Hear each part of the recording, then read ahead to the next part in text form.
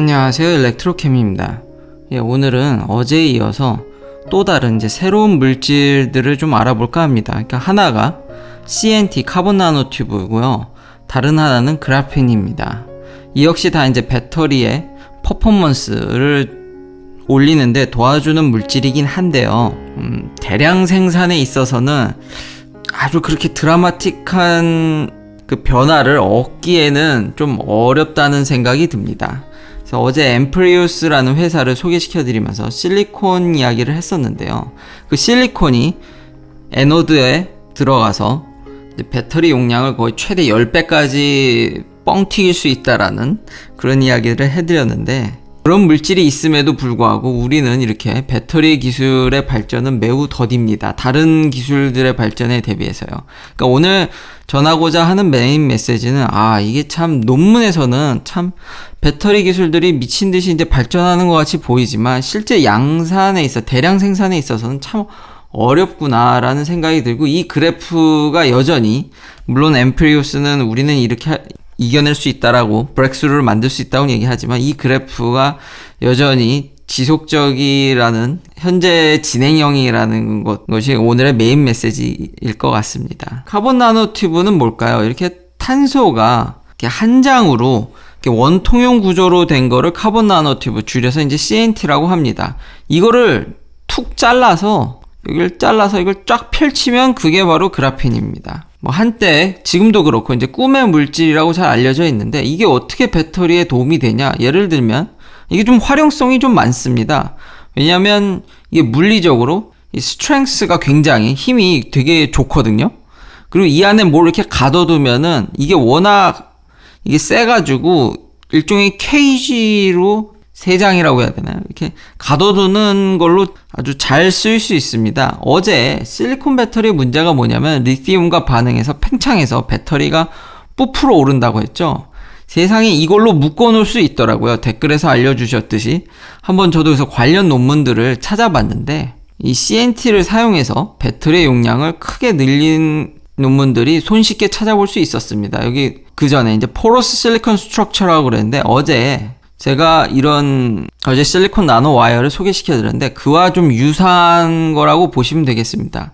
이렇게 나노 와이어를 성장시키는 게, 사실 이 회사는 쉽게 대량 생산할 수 있다고는 하지만 사실 이런 포러스한, 그러니까 구멍이 송송송송 뚫린 실리콘 구 같은 것들을 사실 좀 더 만들기가 쉽습니다. 현재 배터리 업체들이 실리콘을 파우더로 흑연에 첨가를 해서 배터리 용량을 늘리고 있기 때문에요. 이게 좀 마케팅 요소인데, 계속 다른 기사들을 보면은 1-20%를 놓고 마치 이런 실리콘이 상용화가 돼서 우리가 배터리 용량은 크게 늘 것 같이 광고하지만 실제로는 한 5%, 10%, 많게는 봐야 20% 놓고 다 는 것 같이 광고를 한 거죠. 그래서 돌아와서 CNT를 보면 이 안에 이 실리콘을 가다 놓고 리튬이랑 반응을 하면 이 실리콘이 팽창하는 거를 어느 정도 이렇게 CNT로 억제하는, 물론 그리고 이 안에 있는 실리콘조차도 그 구멍이 송송송송 뚫려 있는, 그러니까 이런 거를 이렇게 말아놨다고 생각하셔도 되겠습니다.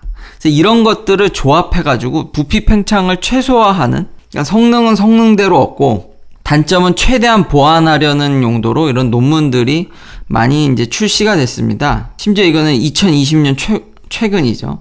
심지어는 저 CNT와 이 실리콘과 카본 모두를 하이브리드 시켜가지고 최대한의 그 단점을 막겠다는 의도죠. 그래서 논문으로는 저런 일부분에서는 증명이 됐는데, 이게 대량 생산에서는 아직 검증이 되지 않았습니다. 첫 번째 문제는 이게 사진은 좋은 데를 찍어서 그런데요, 이런 것들이 유니폼하게 전 영역에 걸쳐서 잘 만들어지는지가 아직 검증이 안 됐고요. 또 하나, 이런 것들을 많이 만든다고 할지라도 이거 하나하나가 아주 균일하게 있는지가 아직 잘 검증이 되지 않았습니다. 그래서 이 용어도요, 사실 캐소드의 사전적 의미는 음극입니다. 그리고 에노드는 양극이고요. 근데 양극재라고 물질을 칭하게 되면 이게 배터리 내에서, 건전지 내에서는 이 명칭이 뒤바뀌게 됩니다. 이 사전적 요거만의 의미는 음극이지만 배터리 내에서는 양극입니다. 근데 화학 반응을 기준으로 해서 그렇습니다. 그래핀 배터리에 대해서는 이것도 어느 정도 마케팅용입니다. 실제로 배터리 내에서 그래파이트, 이제 흑연을 많이 쓰는데, 그래파이트라는 것 자체가 그래핀이 여러 장 쌓여 있는 것입니다. 그러니까 그래파이트를 써도 그래핀 배터리라고 이야기를 할 수도 있는 것이죠.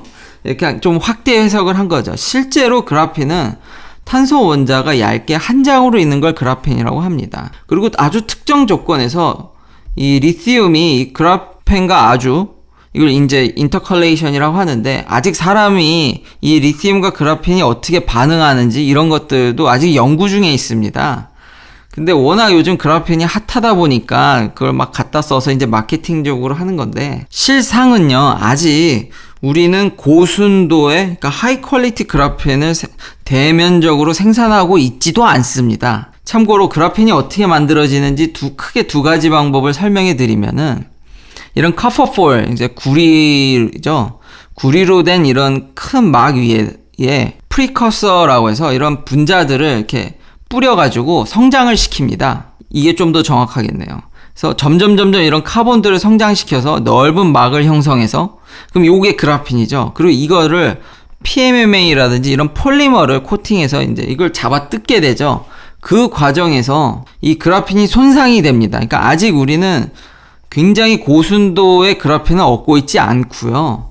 가장 하이 퀄리티 그래핀을 얻는 방법은 아이러니하게도 여전히 노벨상을 받은 이 3M 테이프 방법으로 얻는 방식이 아주 하이 퀄리티의 그래핀을 얻는 방법입니다. 근데 이렇게 해가지고는 배터리에 쓸 수는 없겠죠. 지금 배터리에서 그래핀 배터리라고 이야기하는 것들은 사실상 이 그래파이트가 잘 배열된 배터리로 보시는 게 맞겠습니다. 그렇지만 이런 구조를 아주 잘 컨트롤하게 되면 우리가 리튬을 이 안에 엄청 빨리 넣었다 뺄 수도 있고 용량을 증가시킬 수도 있기 때문에 계속 연구를 하는 것이고요. 그러니까 아직은 상용화랑은 좀 거리가 멀어 보입니다. 거기다 한 발자국 더 나가서 그래핀과 이런 CNT를 하이브리드하는 일렉트로드도 많이 연구가 되어 있는데, 아직은 랩 단위에서 연구고 실제 상용화는 조금 거리가 있습니다. 신문 기사상에서는 이렇게 그래서 그래핀을 이용하면은 막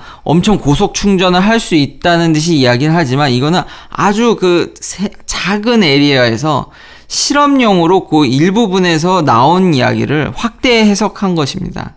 물론 그렇다고 해서 이게 드라마틱한 진전이 없다는 것이지, 실제로 최근에 이런 보니까 LG화학이 이런 CNT를 생산하려고 돈을 많이 투자를 했더라고요. 그리고 배터리에 이제 이것들을 흑연 대신 흑연과 함께 이렇게 조금씩 첨부를 해서 이 용량을 증가하려고 할 것입니다. 그렇지만 뭐 하루아침에 이렇게 2배, 3배 뛰는 게 아니라 한 매년, 진짜 전에 파나소닉이 얘기했듯이 매년 5%? 잘하면 한 10% 정도의 성장이 리즈너블하다고 볼 수 있겠습니다. 시청해 주셔서 감사합니다. 내일도 테슬라 관련 이야기들로 찾아뵙겠습니다.